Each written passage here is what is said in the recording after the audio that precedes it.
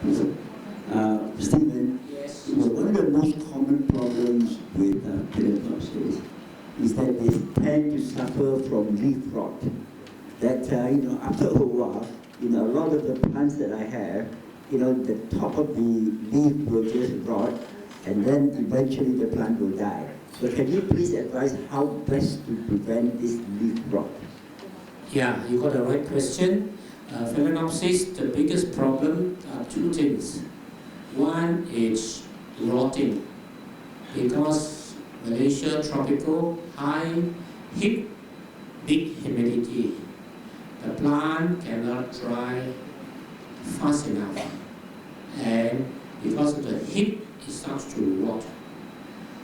And once the rotting process comes in, it does not only affect that particular plant. You have the whole table full of plants, and one rascal rot. First thing is the leaf. The leaf almost turns into water. That is the very late stage. The first stage, you get a spot, like a 5-cent coin, 10-cent coin, or 50-cent coin. Wet. First thing you must do, I'm talking about how to stop it first, before we do preventive. First thing you must do is to cut off that leaf. Throw it away, put it in a dustbin. What I do in my farm is we have staff every morning, we divide and root. Basically is we get one staff, which is usually the girls do it very well. They have fingernails, sharp ones, not like mine. Okay? Why?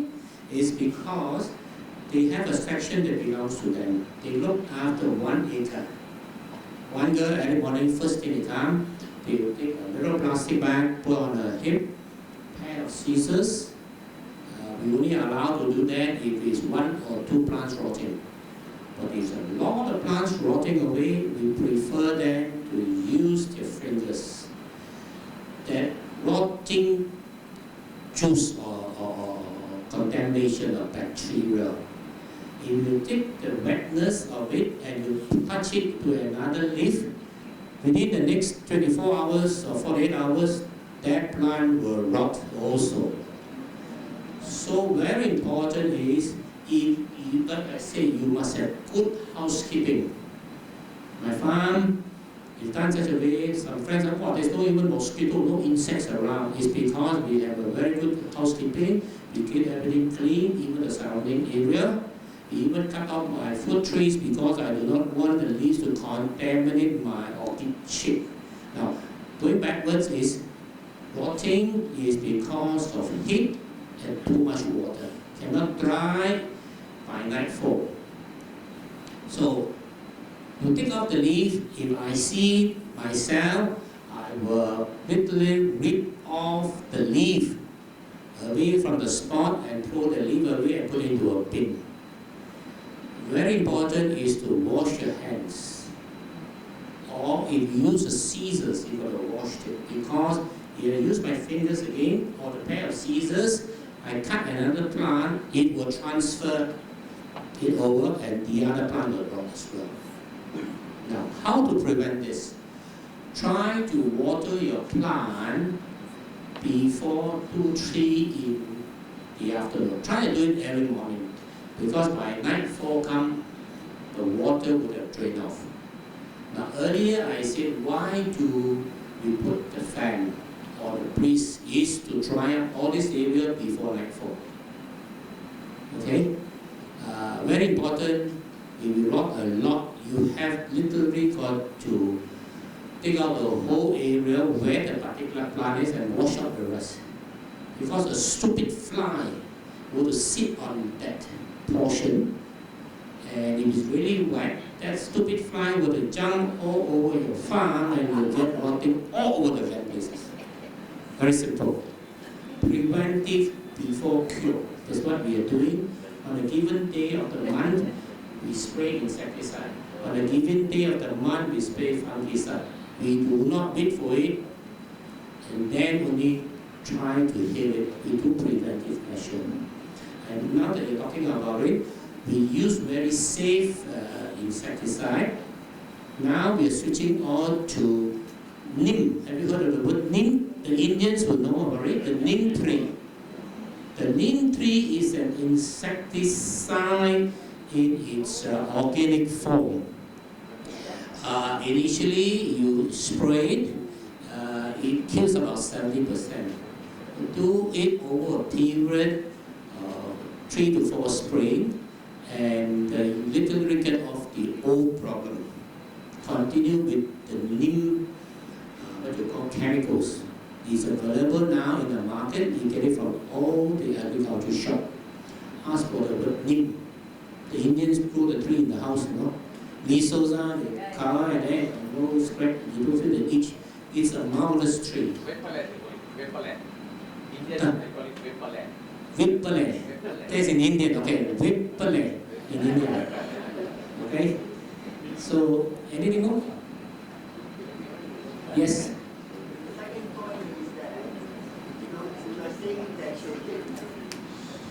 So you're saying that the moss is an excellent medium for the separate. But at the same time, we're also saying that, you know, the Phalaenopsis requires aeration. Yeah. So, you know, it looks a bit contrary to me. Okay, I'll let you know. Còn empty flower. Okay, no harm. Okay, there is no demonstration. Basically, orchid, said earlier, air roots. Orchid plants from the tundra. You have orchids in the sub-zero continents, and orchids are there by nature. All over the world, orchids grow. Okay? How those in tundra survive with the weather, I don't know. But basically, what happened is, orchid, all of them have air roots. They can grow anywhere, any surface, and things like that. When I come back to the market after about 30 years, not involved in industry, I found that the system have changed. Those days, I grew it with charcoal and brick. I got to water it every day. And then I found land ants, cockroach, or whatever you have, making nests out of these pots. Sometimes frogs. Huh? Frogs also. The gentleman is from Johor Bahru, he just met me. And he's an orchid grower, okay? Big time, commercial. Now, due to the fact that, why I said earlier the word housekeeping, very, very important. All these rascals have inside big nests, and then you expect your plants to grow. They won't grow, they get stunted. Lucky for you, if not, they die on you. Speckled nose was a growing medium for a lot of orchids. Phalaenopsis at that time, if you remember, you have a lot of senior citizens here. Phalaenopsis was grown on the side of a pot. Imagine those days when we buy a flower pot for Phalaenopsis, it has a hole on the side of the pot. Because they are trying to recreate what the plant does in the jungle.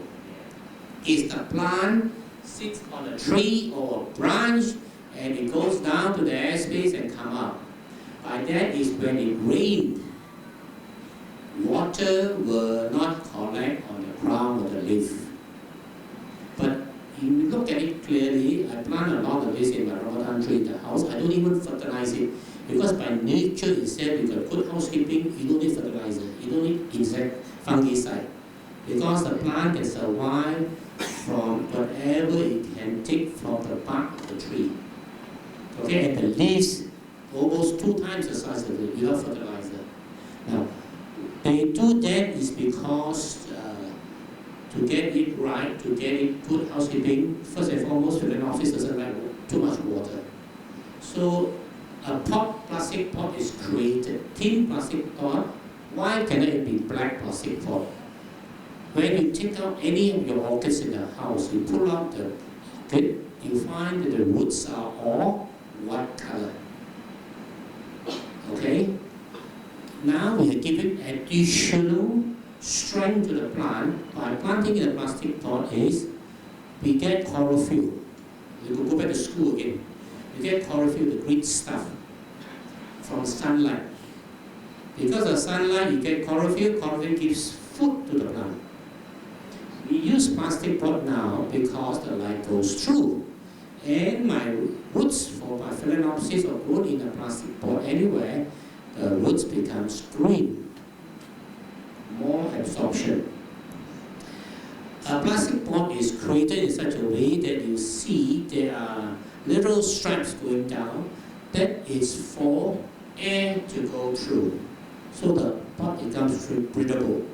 Not like an orchid pot with full of holes or stones with full of air space in between. Now, this pot has only got one hole. Why? It's because sphagnum moss is a fern. We get the sphagnum moss from 3 countries. China, of course, is always the cheapest. May not be the best, but get the first quality. The sphagnum moss from China will last for 18 months before it starts to rot. Then the next country they export a lot is Chile. They got beautiful sphagnum moss. The best in the world comes from New Zealand. They are 3 times the price of China stuff. We use China stuff because 18 months. When I grow this into the field, maturity only 1 month. Sorry, only 12 months. So I've still got 6 more months.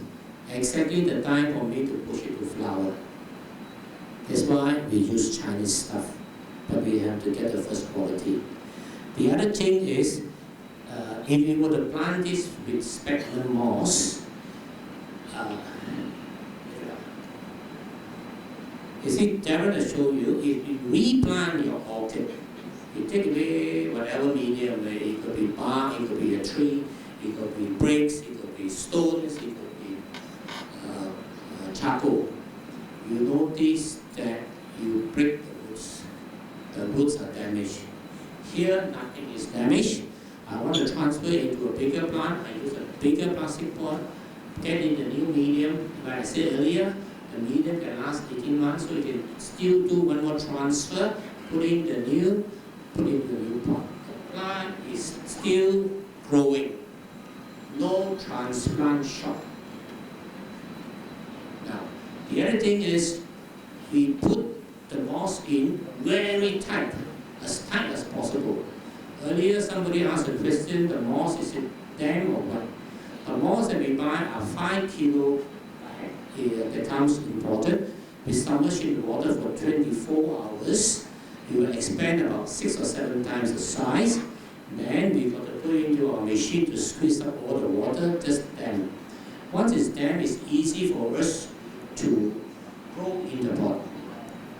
We make it very tight, 2 purposes. First, being only 1 plug hole, no insects can go in to hide inside there. 1. Second thing is, a normal layman will say, I put it loose, less water, which is wrong. It contains more water because the water cannot run down. And more water inside there and it will kill the plant.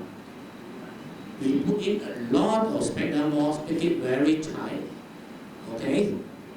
And we fill it with water, it's lesser water inside there. And we only water this, charcoal, like I said earlier, is every day. I only water plant in the farm twice a month. When you buy the plant for the start that you are here, there is a little tag that sticks to it. This is the instruction, you must follow the instruction of watering, very important. Water it once in 12 to 14 days, please. You know? Inside my card, it is there. Water it, very important, once in 12 to 14 days. And the water amount you put in is a Chinese teacup on both sides. Good enough. Because this Phalaenopsis orchid, the leaves are huge and succulent. They have stored all the energy there to give you that flower, and you will see the flower through until it drops over. Why 1 plug hole? This is very important. You cannot clean your charcoal bricks and things because you have a lot of crevices, a lot of things inside there. I can clean my pot during watering stage. When I water the plant, I flood the water up to the brim of the pot. Make certain that your growing medium does not reach to the surface. A lot of people do two things, even in household plants. Do not pile more earth into your flower pot. So much so it becomes like a little pyramid, like a little hill, and on top of the hill sits the plant. When the water comes in, the water drains to the side and go off. When you plant it under the ground, it went off. When the rain comes, you cannot collect enough water. The plant has not got enough water because the water drained off. So the growing medium is there to help the plant to support the roots. Talking about black soil, there's no such thing. Just any soil, clean, porous, you must put in your fertilizer. So, in my case, we put the water when we water up to the brim, because of only one plug hole, the water, due to atmospheric pressure, pushes the water through the one hole. Boom, it goes off. I water it the second time. Same system, bam, it goes off. Why? I am doing leaching of all the old fertilizer, fungicide, or whatever rubbish is out there to drain off and clean the plant now. So the plant is perfectly clean as far as the medium is concerned. The same day I add in my fertilizer already. So even though you water it full of water, you can add fertilizer immediately. Don't say, oh, if I put fertilizer, all we said, put water in here, put fertilizer. No. Wrong. Which is exactly, it should be the other way. Because now it's perfectly clean, put in the fertilizer, and it absorbs nicely. No problem with contamination.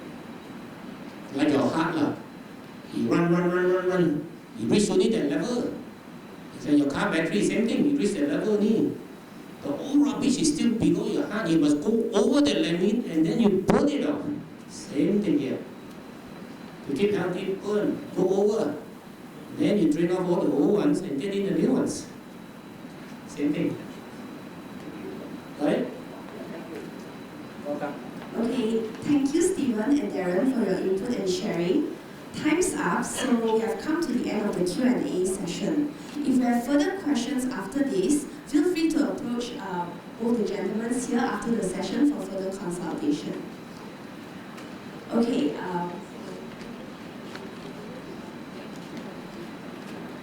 and with that, we've come to the end of today's StarLIVE session. To conclude, our speaker had prepared a little surprise for our audiences today. A lucky draw session is about to take place to determine who among you will walk home with a prized Phalaenopsis orchid, in addition to a personal floral arrangement session courtesy of Waltec Biotec Sdn Bhd. We will be calling out 5 names among the audience, so when you hear your name, please raise your hand and confirm your availability for the tutorial, which will approximately take half an hour after this session. So I'll take out the lucky bowl now. Here it is. With my assistant, actually my colleague Selena. Alright, we'll invite Steven to pick the 5 lucky winners. Okay, the first one, Fong Kum Seng. Are you here, Fong Kum Seng? Fong Kum Seng here. Will you be available for the half an hour session after this? Okay. Yes. You are round of applause. The second name, Chan Lao Hua. Chan Lao Hua. Calling once. Calling twice. Chan Lao Hua. Okay, we'll move on to the next one. Ryan Lau. Ryan Lau. Ryan, are you available for the session after this? Okay, thank you. That's our second name. Third name, Saw Kum King. Saw Kum King. Sir, are you available later? Alright, thank you. I will turn lucky winner. Fourth name, S.K. Pham. K Farm. Oh, we have all guys today. Will you be available for later? Yes, sir? All right, thank you. All right, now we have the last name. Let's hope it's a lady, according to Steven. Chu Fui Lin. Yes, will you be available? All right, now we have the 5 names. Ah, yes. So, no, we only have 5. Thank you, Steven. So, so to the 5 lucky audience, please join us on stage after this for your personal floral arrangement session. Okay? And for those who wish to stay back to observe the demonstration, you may do so. Don't forget to stop by and appreciate the beautiful Phalaenopsis orchids on your way out. The displayed plants are for sale, so kindly approach the sale representative station outside if you wish to make a purchase. Now please be advised that due to limited numbers of stock, we will only allow a maximum of 2 pots per person for purchase to enable everyone a chance to buy. Once again, a big thank you to everybody and a round of applause for our guests, Steven, Darren and Doris, for the useful tips and floral appreciation and decoration. Also not forgetting our audiences for being part of today's StarLIVE event. Be sure to look out for details on the next StarLIVE on the Star newspaper. Thank you and have a nice day.